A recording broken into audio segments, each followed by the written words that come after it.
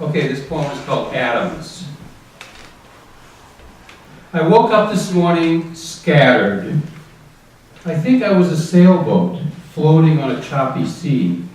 Up and down I bobbed, chased by a great white.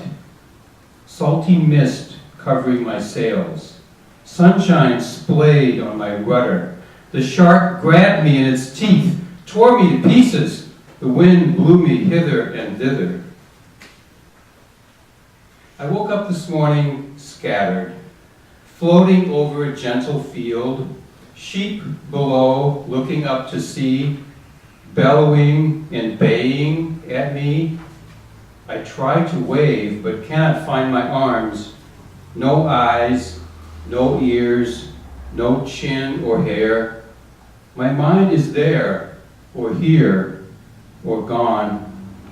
Confused and befuddled, I scream aloud or within. The me is somewhere. I woke up this morning scattered, all my atoms dispersed. Here, there, everywhere. But my mind was clear. How could this be? Carl Sagan spoke to me. Billions and billions and billions. Was it stars or atoms or stardust? Or was it all three? Was any of it me? I woke up this morning scattered. I couldn't find my knee spread out in the bedspread, chest of drawers full of me, spleen atoms in my bedpost, lung atoms in my tea. What is it I am feeling? How can I even think? Who or what is the I? Is there even a me? I woke up this morning scattered. I will gather the atoms back up. Take a few from the desk chair, a dozen million from the lamp. Grab a billion from the pillow, a million from a postage stamp, 1,000 from the leftover pizza, untold millions from the air. I will drink in a boatload with my coffee. I must come back to me. I woke up this morning scattered. Perhaps the scattering is the dream. Then can I awaken again? Can I learn to fall asleep from the dream or awaken from the awake? It is too confusing. I will try to go back to sleep. All I see is atoms, billions and billions and billions, floating by like sheep. Second view. It was a sad affair, their wedded anguish, bristling like a cactus in an arid desert, long forgotten, unattended by the sensibilities of time. No words of kindness, acts of love, just criticism laced with condemnation as a switch upon her mind to beat her into servitude. It never was what it should be, and yet to those who had known him, it was what they'd expect. So many years she'd had of seeking love and closeness, all in vain. Such grief, such pain. The only thing that kept her sane was Taffy Paul, her dog. A golden, fervent fount of concentrated love that sparked each misery-filled day and loathsome night. Dear Taffy Paul, such pure devotion, effervescent ardor, undeterred by cloudy days or spoken feuds. Unspoken loyalty, no matter what. A balancing to equalize the anguish of her life. An island of serenity amid her sea of grief. How saving had that friendship been. But unbelievably, as time can seem to turn the blade that tears the heart apart, the day before her husband died, her Taffy Paul had left the earth as well. How ruthless time can seem in scheduling events, to heap another hill of woe atop the mountain of misfortune that our lives have just traversed. Her husband's end was swift, thank God, and blessed for them both. She sat there near his coffin in a trance, not wanting to release the flood of feelings welling up within her soul. But suddenly, the weakened dam was rent in two. Unable to withstand the strain, it broke, and so did she. The tears welled up and spattered forth, a waterfall of cleansing power to cool the pain that was the product of her unreturned devotion. How sweet, how kind, how undeniably selfless thought the onlookers observing this display. How could one cry at such a loss within the wake of all the torment and distress she'd known from him? How generous, how giving were the thoughts of each one watching. This proves no matter how one lives or treats his fellow man, there always will remain one person there to mollify that seeming worthless loss with just one touching, eloquent adieu. Too bad they couldn't know the hidden, never-spoken truth that was the object of her epilogue. She cried not for her husband, but her dog. AWARENESS. Are you aware that by the time you figure out the title of this poem is awareness, at least one of you will tune me out because you don't want to listen to another activist preaching from their soapbox, or worse, another feminist ranting against the male gaze and the patriarchy? A. Are you aware that when asked, would you force women to have sex instead of would you rape women, 58% of college men said yes. Yes, I would, please, because college men are polite motherfuckers, literally. Let's talk about the blurred line between forcing sex and rape. Wait, there isn't one because they are the same thing. A, are you aware that 83.5% of polite college men would argue that some women just look like they're asking to be raped? Never mind, you can't ask to be raped because that implies consent, but let's talk about what asking for rape looks like. That short skirt that shows off those long, lean, suntan, freshly shaved, baby smooth legs, which equates to a woman putting her body on display, which equates to a butcher putting his finest cuts on display, because women are, after all, just another piece of meat.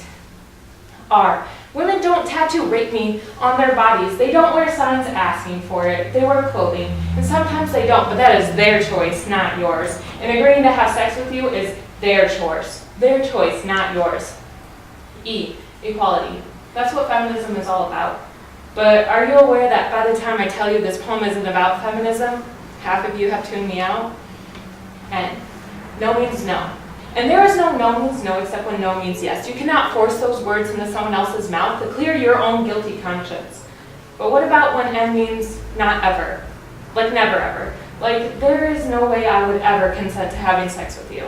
And what about when N means no one? Like there is no way I would ever consent to having sex with anyone. E, where is equality now? S, I hear those whispers, sex, sex, sex, sex, sex, that are strewn across the covers of our newspapers and magazines, put up on our billboards, shown on our sitcoms, rom-coms, dramedies, and reality TVs, that of course Eve was a blurred man into sinning, into falling for her lustful body. Of course, everyone is looking for their soulmate, that one that completes them. S, stop. It is engraved in our minds that our sexuality is so inseparable from our identity that who we want to fuck defines us. Are you aware that by the time I tell you the title of this poem is Asexuality, half of you listening still think this was a feminist rant? This is always one of my favorite family stories. And we were just kind of talking about it the other day when somebody lost something and somebody else picked it up, and it reminded me of this story of my uncle back in the old theater days when the box offices were out in the open, you know, and then you go into the theater where they had the girls, the little signs that paraded up and down, you know, in the 40s, 30s and 40s that the movie was playing or whatever. But my uncle had bought a ticket and to go in and see this movie, and it blew away from the box office. He went to pick it up. Some guy picked it up before him. And my uncle said, you know, may I have my ticket? And the guy wouldn't let him have the ticket. He said, it's my ticket. And my uncle said, it's my ticket, I just bought it. And he goes, it's my ticket, my uncle said. And he goes, this guy was like, does it have your name on it? And he said, no, I just bought the ticket. So anyway, he didn't get his ticket. He had to buy another one and went in to see the movie. And he was sitting there, and he happened to be sitting next to the guy, a couple seats down, who stole this ticket. So then, the gentleman was going to the bathroom, and apparently he had a big package there. And he said, now I have to go to the bathroom, and he didn't realize my uncle was my uncle. And he said, would you watch my package for me? My uncle said, sure. So the guy went up to go to the bathroom, so he took the package and he put it over here on this side. So the guy came back and he goes, where's my package? My uncle said, that's my package. And the guy said, no, it's my package. And my uncle said, well, does it have your name on it? And there's a woman there who, her name is Mary Baker Glover Eddy. I don't know if you know who she was. She founded Christian Science Yes. Church. She's ancient. Remember, don't you assholes dare question my remembrance and do this in remembrance. I learned about magnetism from my husband, truly beloved, my first, my real, my only, my torn from me man. And from that time to this, I have rushed every hour to arrive at this final altar, creating churches, creating movements and moments. Excuse me.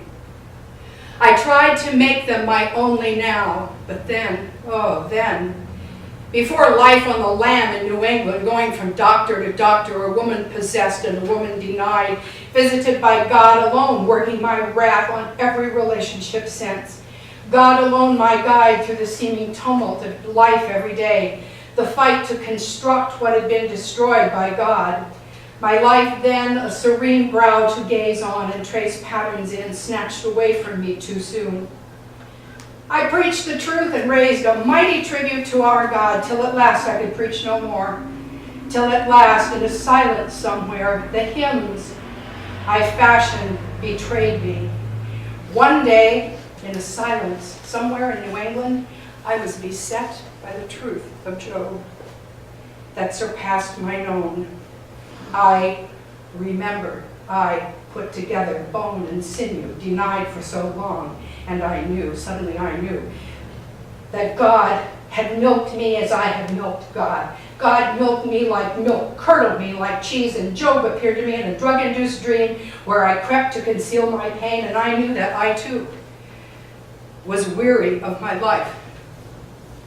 I crawled to the bitter innards of my soul and stayed. I crawled through my pain to the corner, to the center, worm-like through a labyrinth. The worm turned. The worm that turned was me, a vengeful worm that would play God and resurrect a man from the grave. Every day I am God, a worm God.